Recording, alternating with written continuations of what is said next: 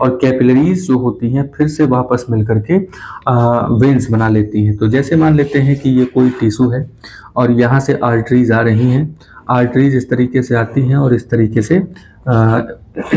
ऐसे करके पतले पतले थ्रेड में डिवाइड हो जाती हैं। तो इसी को कहा जाता है कैपिलरीज, ठीक है, कैपिलरीज कहेंगे।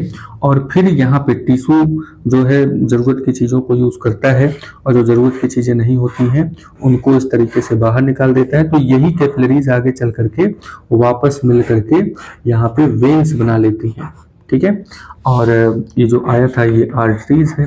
तो आर्टरीज ही आगे चल करके बहुत एक्सट्रीमली थिन थ्रेड में डिवाइड हो जाते हैं, एक्सट्रीमली थिन ट्यूब्स में डिवाइड हो जाते हैं, बहुत पतले ट्यूब में डिवाइड हो जाते हैं, जिससे क्या होता है कि ब्लड फ्लो जब उसमें से होता है तो उसमें जो काम की चीज़ें होती हैं वो बाहर निकल जाती हैं और टिश्यूज जो होते हैं उसे यूज़ कर लेते हैं, ठीक है। तो आइए इसके बारे में कुछ जानकारी ले लेते हैं। तो जैसा कि इस फिगर में आप देख पा रहे होंगे कि यहाँ पे ये आर्टरी है और ये वेन्स है। यहाँ पे आर्टरी हो गया, ये वेन्स हो गया।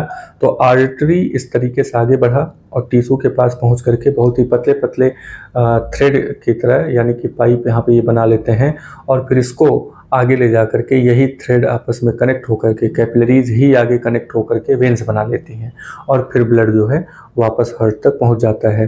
तो आर्टरीज जो कि हार्ट से प्योर ब्लड लेकर के आता है, फिर ये कैपिलरीज में डिवाइड होता है। कैपिलरीज से जो ब्लड है वो टिश्यूज यूज़ करते हैं, फिर वेस्ट बनाते हैं, वेस्ट वेन्स में जाता है, यानी कि कैपिलरीज वापस मिल करके वेन्स बना लेती हैं और वेन्स इस तरीके से ब्लड को हार्ट तक पहुंचा देता है, ठीक है। तो इन सब चीज़ों के बारे में हम लोगों ने बात किया। तो जैसा कि हम लोगों ने देखा कि जो ब्लड है वो ब्लड में दो चीज़ें होती हैं, एक होता है ब्लड में प्लाज्मा होता है, बाकी सेल्स होते हैं। सेल्स में आरबीसी, डब्ल्यूबीसी और प्लेटलेट्स होते हैं। उसके बाद ये ब्लड कहाँ फ्लो होता है, तो ब्लड फ्लो होता है वेसल्स में। वेसल्स दो तरीके के हैं। वेसल्स दो तरीके में कौन कौन से वेसल हैं, आर्टरीज हैं और वेन्स हैं। आर्टरीज में ऑक्सीजन रिच ब्लड फ्लो होता है और वेन्स में carbon dioxide rich blood flow होता है, ठीक है। आर्टरीज की जो वॉल है वो काफ़ी मोटी होती है और बहुत हाई प्रेशर के साथ ब्लड आर्टरीज में फ्लो होता है।